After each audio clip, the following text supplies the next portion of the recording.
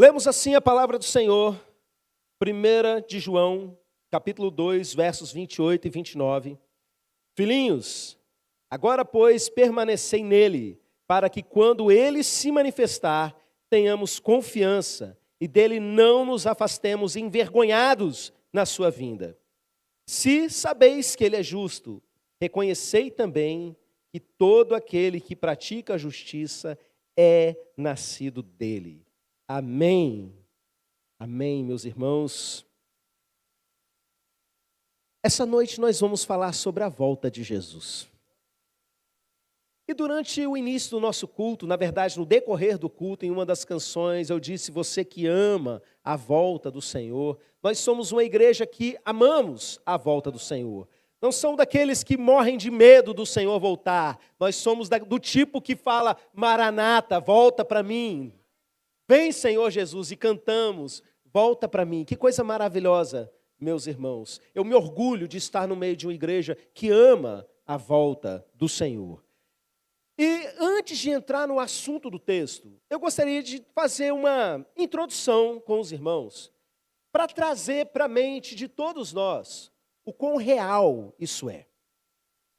Porque às vezes, quando a gente fala da volta de Cristo, a mentalidade carnal, material desse mundo, que acaba impregnando em muitos de nós, é que é uma coisa tão distante da realidade. Parece coisa de gente fanática. Parece coisa de gente maluca, porque se trata de algo tão mirabolante, não é? E eu quero dizer para vocês que a nossa fé ela é mirabolante mesmo. Nós cremos que existe um Deus que criou o universo do nada, e que um dia a criação dele, o ser humano, se voltou contra ele em desobediência, e uma espécie inteira se condenou por conta disso. E nós cremos que esse mesmo Deus se fez gente, veio para a terra há cerca de 2000 anos atrás e nasceu de uma mulher virgem, meus irmãos. Cresceu, viveu nessa terra, pregou esse evangelho que nós estamos aqui ensinando e morreu e ressuscitou dentre os mortos. Que coisa mais mirabolante do que essa? Todas as promessas que existiam até a primeira vinda de Jesus, quando ele morreu na cruz, elas se cumpriram nele. Irmãos, textos antiguíssimos, textos às vezes de mais de 1000 anos antes de Cristo. De repente ele veio e cumpriu tudo aquilo. E eu preciso que você entenda tudo aquilo que foi dito sobre a volta do Senhor. Vai se cumprir. Isso é algo muito real, meus irmãos. Eu conversava essa semana com meu irmão Clauber a respeito de como anda o debate entre ateus e o povo da fé, e como essa parte da teologia chamada apologética tem se desenvolvido nos últimos anos. Meus irmãos, hoje, a maior parte dos cientistas são cristãos. Do século XIX para cá, desenvolveu-se muito, filosofias de ordem materialista, que negava tudo aquilo que era espiritual, e uma pessoa que se considerava inteligente, de alguma forma, queria negar a existência de Deus. Esse tipo de pensamento tem caído e caído cada vez mais. Antigamente, por exemplo, era comum você ouvir ateus dizendo: Deus é onde vocês encaixam as respostas que vocês não têm. Você não sabe de onde vem a chuva, bota a culpa em Deus. Você não sabe de onde vem o sol, bota a culpa em Deus. Você não sabe porque uma planta cresce, bota a culpa em Deus. Mas, meus irmãos, hoje o que se diz já é o contrário. A gente crê em Deus não é porque a gente não sabe de alguma coisa, mas é por causa das coisas que nós sabemos. É tanta descoberta científica que aponta, inevitavelmente, para a existência desse ser que nós cremos, que você precisa de muito mais fé para ser um ateu do que para você ser um crente. Só para dar um exemplo para vocês, quando você olha para a existência de vida no planeta Terra e conversa com alguém que é especialista nessa área, ele vai começar a dizer que só é possível a existência da vida da Terra por conta de uma série de questões relacionadas à gravidade, à existência de água, à proximidade do Sol. Mas são tantas e tantas coisas que quando você junta isso tudo, e só tem na terra, não tem em outros lugares. Até agora não se descobriu, sabe? Ao que fosse uma coincidência tão grande, que do ponto de vista matemático, da estatística, é impossível que isso acontecesse de qualquer maneira. A própria conclusão do Big Bang, e muitas vezes os cristãos no passado falavam, não, que a ideia de Big Bang é conflitante com o texto da Bíblia. Descobriu-se que não é não, que na verdade o Big Bang foi a primeira teoria a se aproximar do que a palavra do Senhor ensina sobre a criação, que foi algo do nada, criar algo a partir de nada. Sabe, de não existir nada e de repente passar a existir tempo, passar a existir matéria. Alguém fez isso, meus irmãos. E eu não vou me delongar nessas questões, é só para vocês entenderem que as coisas têm avançado nesses últimos tempos. Por exemplo, a arqueologia se desenvolveu, principalmente a partir do século XX para cá e as últimas décadas. E uma porção de críticas que se fazia à Bíblia, dizendo que essas histórias eram todas lendas, a arqueologia tem cada vez mais desvendado que essas pessoas e lugares, todas essas geografias e personagens históricos, eles são reais. Hoje é fato dentro da historiografia que Jesus existiu um homem que fez um trabalho de um impacto tão grande, há 2000 anos atrás, a ponto de dividir a história do mundo entre antes dele e depois dele. Existe algum historiador que ainda acredita que Jesus não existe? Gente com pouco perfil científico, é tipo assim, o terraplanista da historiografia vai dizer uma bobagem dessa. Hoje todo mundo sabe que pelos critérios sérios científicos, você tem que dizer, Jesus existiu. Existiu um homem chamado Jesus. E aí eu pergunto para vocês, onde estão os ateus no livro de Apocalipse? Não tem ateu no livro de Apocalipse, meus irmãos. É descrito uma porção de coisas que se fazia, sabe? E eu fico olhando, quando aquelas tragédias começam a acontecer como juízo de Deus, as pessoas não estão dizendo, não existe Deus porque há sofrimento. O texto de Apocalipse diz que eles amaldiçoam a Deus. Eles insistem em permanecer no pecado, não é porque eles acham que não existe um Deus, é porque eles discordam de Deus. Porque eles preferem amar os seus pecados. E eu quero que você entenda, tendo dito isso, de repente você está aqui nessa noite e vinha flertando com ateísmo dentro da sua cabeça, com incredulidade dentro da sua cabeça, presta atenção, a Bíblia é real. Essas coisas que nós cremos são reais. E Jesus vai voltar. Maranata, ora vem. Pastor, como é que isso vai ser? Não sei. Porque tem uma porção de correntes teológicas diferentes. É o amilenista, o pré-milenista, o pós-milenista. Quem aí gosta de escatologia, essa parte da teologia, sabe do que eu estou falando? Irmãos, não interessa. Aquilo que a Bíblia não é detalhista, a gente só pode imaginar e especular, mas o fato é, Jesus vai voltar.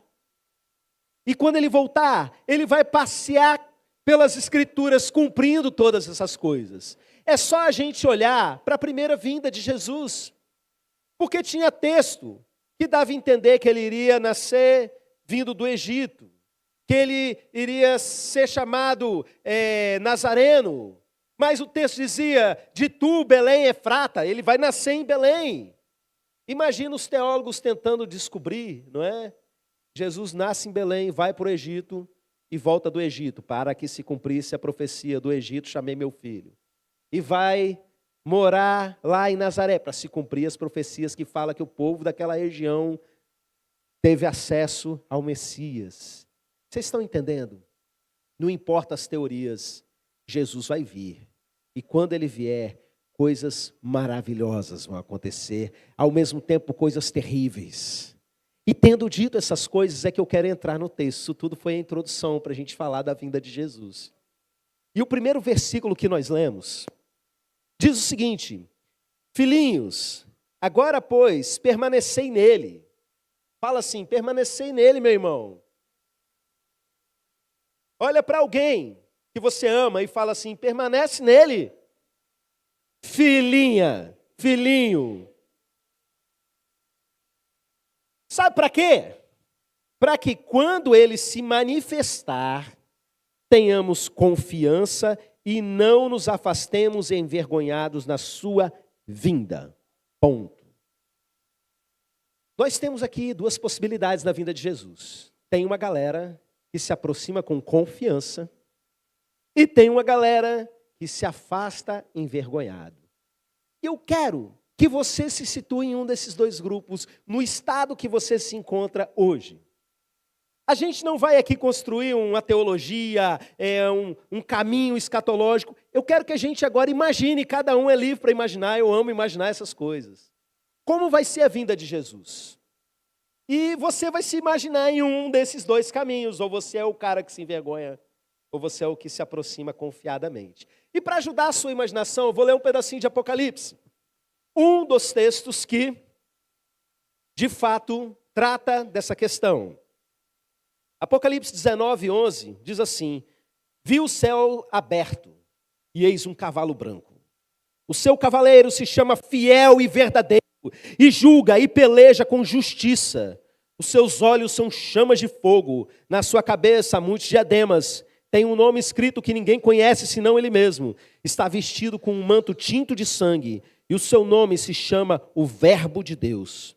E seguiam-no os exércitos que há no céu, montando cavalos brancos com vestiduras de linho finíssimo, branco e puro. Saía da sua boca uma espada afiada, para com ela ferir as nações. E ele mesmo as regerá com um cetro de ferro, e pessoalmente pisar o lagar do vinho, do furor da ira do Deus Todo-Poderoso. Tem no seu manto e na sua coxa um nome escrito: Rei dos Reis e Senhor dos Senhores. Aleluia! É a descrição, meus irmãos, de Jesus vindo para exercer governo e justiça sobre a terra. Ele vai pisar o lagar, aquele pessoal que fica pisando uva para fazer vinho, é essa figura da justiça de Deus sobre esse mundo maléfico que nós vivemos. Mas vamos imaginar o momento da sua vinda. Eu vejo o céu aberto. E a Bíblia fala em vários momentos a respeito disso. Vai surgir o sinal no céu, o sinal da vinda do Filho do Homem. Alguns imaginam a cruz aparecendo no céu. Mas quando a expressão fala céu aberto, eu não imagino nuvens se afastando. A minha cabeça, de gente que vê muito filme de ficção científica e lê muita história em quadrinhos, não é? Eu vejo o céu se rasgando como um portal. E de repente descendo ali o cavaleiro do cavalo branco. E os seus anjos com seus cavalos. Eu sei, é um texto altamente simbólico. Pode ser que esse cavalo seja alguma coisa que João entendeu como sendo um cavalo branco. Mas vamos lá. Ele voando num cavalo branco. E como é que a gente vai ver isso? A Bíblia diz que todo olho verá.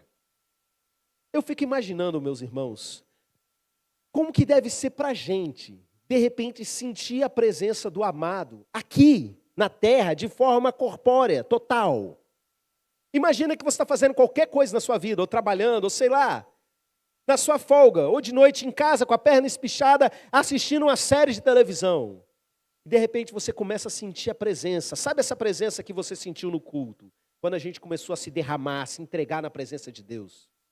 Sabe essa presença que você, tipo, domingo à tarde no Imersão Total? Essa presença que você conhece, sabe? Que às vezes, quando está uma cura por acontecer, que o crente começa a sentir, opa, estou sentindo um Deus está aqui. Tem um pastor famoso aí que ele fala, o cheiroso está aqui. Alguns sentem o cheiro na presença de Deus. Eu já senti algumas vezes na vida. Senti um cheiro diferente, sabe? Um perfume, alguma coisa. E não era de ninguém, era a presença mesmo crescendo. É coisa de doido, eu sei. Alguns aqui não vão conseguir alcançar isso que eu estou falando. Mas se você já sentiu a presença, imagina, você está em casa, de bobeira, e de repente você sente, de forma muito, muito, muito forte, a presença do amado. E aí, você sai procurando, você abre a sua porta, você vai lá para fora, e eis que vejo o céu aberto. E de repente entra por aquela fenda no céu, sabe? o Filho do Homem, o cavaleiro do cavalo branco. E de repente ele olha lá de cima para você e você olha para ele. E ele não precisa dizer, porque ele fala de dentro para fora, você já sentiu isso tantas vezes. E ele vai e te chama pelo nome. E está o planeta inteiro vendo aquilo. E ele chama pelo nome, Cláudia, chegou a hora. Venha, bendito de meu Pai. Já fez assim, para quem não está vendo. Pode ser que você não veja logo no primeiro momento, veja depois, porque todo olho verá e a terra é redonda, caso você não saiba, né? Pode ser que veja num lugar, em outro. E, meus irmãos, de qualquer forma, você sente ele falando dentro de você. E tem anjo rodando para tudo quanto é lado, porque ele está vindo buscar os salvos, não é? E aí, meus irmãos, de repente você, e agora? Chegou a hora, você olha para suas mãos e você percebe que a transformação já se deu, porque é muito rápido. É num abrir e num piscar de olhos que aqueles que vão estar vivos vão ter o seu corpo transformado. E o que você faz? Você vai ao encontro dele nas nuvens. E eu não sei você, mas eu sou do tipo que desce tirolesa gritando, glória a Deus! Eu tenho certeza que eu vou gritar nesse momento, meus irmãos. Porque assim como o Filho do Homem foi, ele foi voando diante dos discípulos e foi lá para o céu. Nós iremos ao encontro dele, nas nuvens, ele vai vir assim. E de repente a gente vai começar a subir, dando glória, meus irmãos. E presta atenção na palavra. Confiadamente. Confiadamente. Chamado pelo nome, sabe? Chegou o grande momento. E aí, meus irmãos, tem aquela outra parte agora para a gente imaginar. Agora eu vou fazer a imaginação com quem vou poder falar, né? Citar nome de irmãos, que é cada um, no seu cada um. Imagina você que é aquela segunda parte, aquele que está envergonhado. Está lá você dentro de casa com a sua perna esticada. E de repente, não é que você sentiu a presença, porque tem gente que entra em ambientes maravilhosos de presença de Deus e nem sente mais nada. De tão ruim, cheio de crítica no coração, cheio de problema, que não sente mais nada. Enfim, você ouve uma barulheira, uma algazarra, gente gritando em desespero, gente dando glória. E você sai de casa, meu Deus, o que é isso? Muito maior do que jogo importante, que dá fogos, que dá tudo. Alguma coisa está acontecendo de muito, muito séria. E de repente você chega lá fora e vê o céu rasgado. E uns anjos passando de cavalo branco de um lado para o outro. E aí você pensa, meu Deus. E Deus não fala, meu filho, é só em sua interjeição de espanto. E de repente você vê passando um irmão da sua igreja voando já por cima do seu quintal. Irmã Marilza, cadê tia Marilza? Está lá no alto já, o profético. E passa a tia Marilza, e como é que ela faz? Quem conhece sabe. Glória, glória, glória, glória, glória, glória, glória, glória, glória, glória, glória. Aí, de repente, você olha, passa voando o irmão Eric, e olha para você e fala assim, vamos embora, meu irmão, quanto mais rápido, mais rápido. E quem entendeu a piada interna sabe do que eu estou falando. E aí você já começa a ficar apavorado, e de repente passa o irmão Shalom. Ô, Pai amado!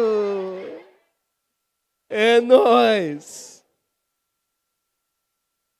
Mas você não está rindo igual está rindo agora, porque você é aquele que se retrai envergonhado, que pensa, o que eu fiz com a minha vida? E volta para dentro de casa. E a televisão está lá ligada, não sei, né? De repente está em todos os canais, todas as telas, contando o que está acontecendo. E você está lá em posição fetal no chão da sua casa, esperando cenas dos próximos capítulos, o que vai acontecer agora. Qual linha escatológica estava certa, não é? O que vai acontecer? Por quê? Porque você, por alguma razão, em um culto como esse, ao invés de render o seu coração e entregar a sua vida para Jesus, o que que você fez? Você deu uma desculpa esfarrapada para continuar na sem-vergonhice. Esse é o fato. Porque cá para nós, qualquer motivo que você apresenta para não estar servindo a Deus é uma desculpa esfarrapada.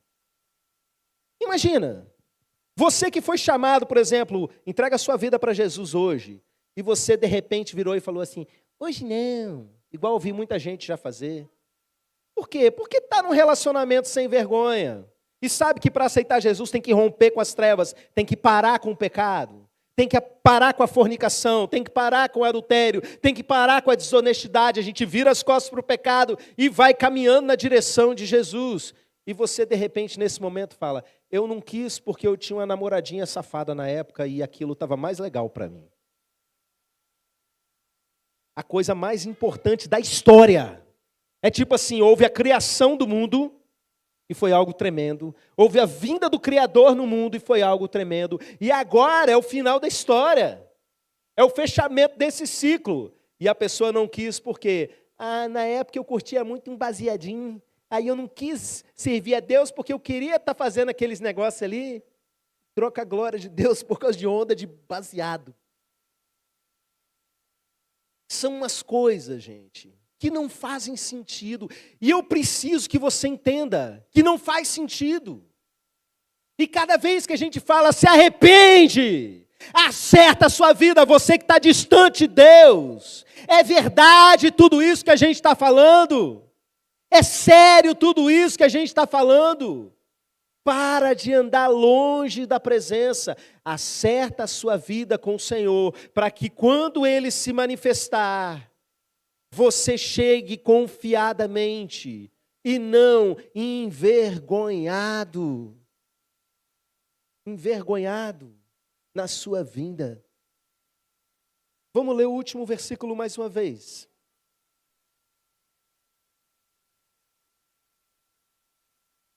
Se sabeis que Ele é justo, reconhecei também que todo aquele que pratica justiça é nascido dele.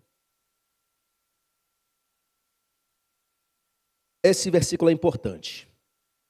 Eu vou explicar para você o que é praticar a justiça, porque aquele que pratica a justiça é nascido dele. Aquele que pratica a justiça é... Quando a gente fala praticar justiça, as pessoas pensam no papel de um juiz, que fica julgando entre a causa de um e a causa do outro. Mas quando a Bíblia fala para a gente praticar a justiça, tem a ver com a sua santificação. Tem a ver com você viver uma vida de rejeição ao pecado. Que ainda que você peque, você está decidido a continuar fazendo o que é correto. Você se arrepende, você acerta a sua vida e continua andando no caminho certo. O caminho de santificação. Só quem faz isso é quem? Quem é nascido de Deus. A pessoa que nasceu de novo por meio da fé, se arrependendo dos seus pecados e confiando a sua salvação a Cristo, alguma coisa muda dentro dela, sabe? E a partir desse momento, o que ela faz? Ela começa a praticar a justiça. Ela cai no erro, mas ela não permanece no erro. Ela não caminha para o erro de forma consciente e voluntária. Ela não faz assim, eu sei que é errado, eu sei que eu estou no erro, mas eu vou continuar fazendo isso. Não. Quem faz isso aí não nasceu de novo. Quem permanece dessa forma não nasceu de novo. A pessoa que nasceu de novo, ela tem essa característica. Alguma coisa mudou dentro dela e ela não aceita permanecer na sujeira. E como é que você faz isso? É simples. Essa semana que eu estava lá na roça, né, eu tive a oportunidade de pregar o evangelho para o meu filho e para a minha sobrinha. Ele com 4 anos e ela com 5. Estava um frio daqueles, né? Tinha noite lá que estava 11 graus, 10 graus. Levei eles lá para a rede, botei na minha frente. E preguei o evangelho do jeito que a minha mãe pregou para mim quando eu tinha 4 anos de idade. Sabe, porque as pessoas pensam que tem a ver com o que você faz e deixa de fazer, que Deus vai chegar e vai botar numa balança, ó, você fez mais coisa boa do que coisa ruim. Você xingou as pessoas aqui, mas deu uma esmola aqui. Então você fez por onde? E vai para o céu. Isso não é ensino da Bíblia. Não é isso que Jesus ensinou, pelo amor de Deus. Jesus falou que se você não nascer de novo, você não vai ver o reino dos céus. Quando Jesus morreu na cruz, um dos caras que estava ali pregado do lado dele, se arrependeu e confessou Jesus. Ele nasceu de novo ali, não deu tempo de fazer boas obras, não deu tempo de fazer uma porção de coisas. Jesus virou para ele e falou assim, ó, em verdade te digo que hoje mesmo estarás comigo no paraíso. É alguém que Jesus declarou que foi para o céu, meus irmãos. Sem ter dado tempo de fazer coisas boas, não é sobre fazer. A gente faz as coisas porque algo mudou em nós. Eu convidei meu filho e minha sobrinha para aceitarem Jesus. E eles fizeram oração aceitando Jesus como Salvador das suas vidas. E o que isso faz na vida de uma criança de 4 anos? Eu digo para você sobre a minha vida. Eu estou aqui hoje, o meu testemunho de conversão não é eu fumei, eu prostituí, eu matei, não sei o quê, e depois Jesus me salvou. Não, foi assim. Eu aceitei Jesus com 4 anos de idade.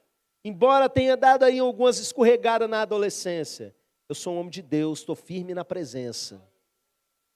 E caminhei firme sem nunca ter desviado da igreja, nenhum dia da minha vida.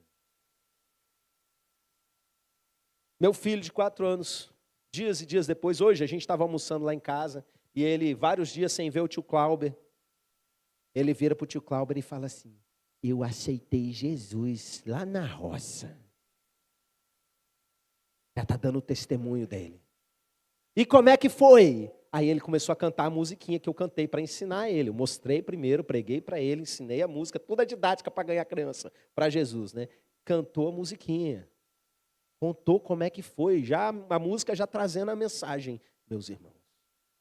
Você sabe o que isso quer dizer? Que na vinda do nosso Senhor, Ele vai confiadamente. Meu filho não vai ficar para trás, nenhum deles. Nenhum deles vai se desviar em nome de Jesus, meus irmãos. É por isso que eu oro, é por isso que eu trabalho nesse sentido. Olha, nós estamos mais perto da vinda de Jesus. Eu sei, sempre se disse coisas desse tipo ao longo dos tempos, mas eu quero que você entenda algumas coisas. A vinda de Jesus é comparada às contrações de parto, às primeiras dores. Quando a mulher está perto de dar à luz, ela tem um período de dor e contração, e passa um tempo, tem outro, e passa um tempo, esse tempo já encurta, vai encurtando, até que essas contrações, essas dores estão mais próximas uma da outra. As contrações que o mundo está sentindo estão mais próximas uma da outra. E existe um sinal que diz que está na hora. E esse sinal é, o evangelho do reino será pregado como testemunho a todas as nações, e então virá o fim. Entendeu? Nós estamos muito perto disso, meus irmãos. Direto eu recebo informações de países que eu nem fazia ideia que estavam vivendo avivamento. E de repente chegam imagens de multidões descendo as águas, se batizando. Em lugares onde não existia evangelho, em alguns lugares onde há perseguição religiosa muito severa, chegam notícias de igrejas funcionando no subterrâneo e pessoas sendo alcançadas e cada vez mais, e nos países livres, a mensagem sendo espalhada para tudo quanto é lado. Nós estamos chegando aos confins da terra. E olha, não é o evangelho pregado a todas as pessoas, é pregado a todas as nações, todos os povos. Estamos pregando aqui no Brasil, por exemplo, para o povo sertanejo, que é um grupo específico não alcançado dentro do Brasil. E assim nós temos em vários lugares do mundo. Então pode ser que nessa madrugada, não sei, todos os povos de alguma forma sejam alcançados com pregação da palavra. Pode ser que nessa noite venha acontecer. E aí, a grande situação é, você é aquele que vai se achegar confiadamente, ou você é aquele que vai se retrair envergonhado. Por quê? Porque eu fiquei com vergonha de aceitar Jesus naquele dia. Porque eu tenho a minha religião, isso aí eu não concordo. Gente, tem um monte de evangélico que vai para o inferno, um monte de espírita, um monte de católico, porque não é religião. Se você não nascer de novo, você não entra no reino de Deus. Por isso que eu prego tanto para crente. Não sai daqui nessa noite sem entregar sua vida de verdade para Jesus. Eu vou dar uma oportunidade para você, de você confessar publicamente, porque a Bíblia diz que aquele que me confessar diante dos homens, eu confessarei diante do meu Pai que está nos céus. E uma maneira que a igreja mais contemporânea arrumou de fazer isso foi: você quer entregar sua vida para Jesus? Já começa confessando logo agora nesse culto. Vem para frente que a gente vai abraçar você, vai orar pela sua vida e você segue o seu caminho tendo entregado a sua vida para Jesus. Alguém me fala as horas, por favor? Tem um celular aqui? 9h16, consegui acender não. Amém. Dá tempo. Dá tempo. A gente vai cantar uma canção antes da ceia. E eu vou dar a chance de você acertar a sua vida com Deus. Talvez você tenha caminhado na presença do Senhor durante um tempo e hoje se encontra afastado, esfriou, está fora da presença. Eu quero convidar você a se reconciliar com Deus.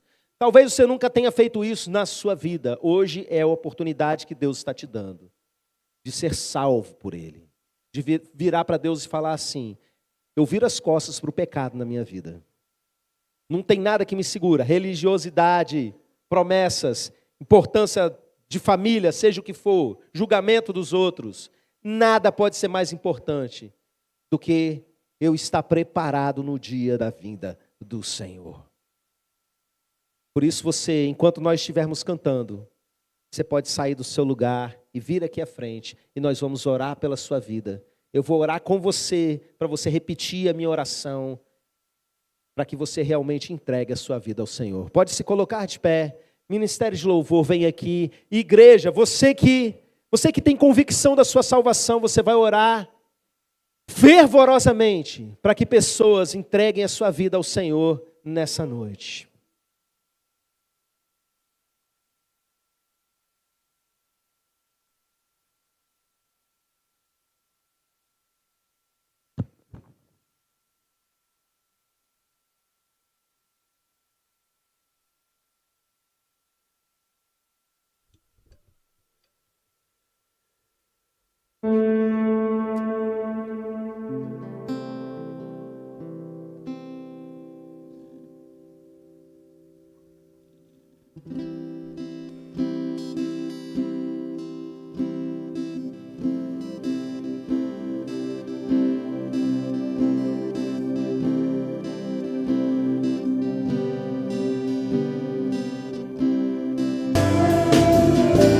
Acerta a sua vida, aproveita esse tempo.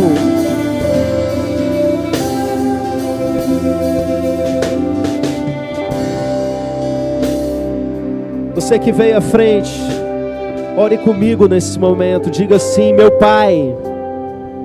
Pode falar bem forte: meu Pai. Igreja toda, ore junto para fortalecer, para ajudar esses irmãos. Meu Pai, eu entrego a minha vida. Que não seja mais do jeito que eu quero, mas do jeito que o Senhor quiser. Eu me arrependo e me entrego ao Senhor. Eu creio confiando que o Senhor é poderoso para me salvar e guardar, para proteger a minha vida, para santificar a minha vida, para me dar do Teu Espírito Santo. Eu quero nascer de novo nesse momento. A minha vida Te pertence para toda a eternidade. Em nome de Jesus. Amém. Amém. Aleluia. Aleluia.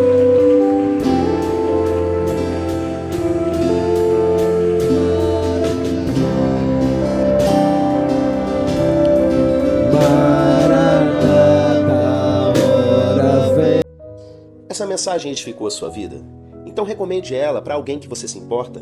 E olha só, aproveite esse momento para já curtir, fazer um comentário, porque assim você faz com que o YouTube entregue essa mensagem para outras pessoas que precisam dela. E não deixe de se inscrever no canal e ativar o sininho para as notificações.